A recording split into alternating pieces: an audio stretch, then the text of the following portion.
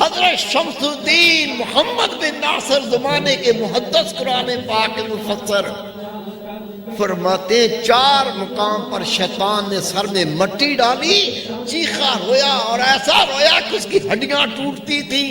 عرض کی یا حضرت کب رویا؟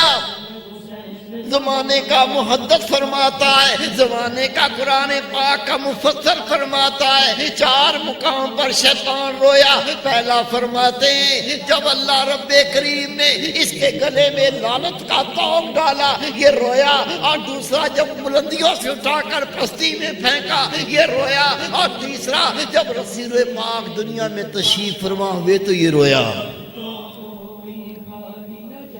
چوتھا جب اللہ کے رسول پر سورۃ فاتحہ نازل ہوئی، یہ رویا۔ حضرت شمس الدین محمد بن ناصر زمانے کے محدث قرآن پاک کے مفسر فرماتے ہیں 4 مقام پر شیطان نے سر میں مٹی ڈالی، چیخا رویا اور ایسا رویا کہ اس کی ہڈیاں ٹوٹتی تھیں۔ عرض کی یا حضرت کب رویا؟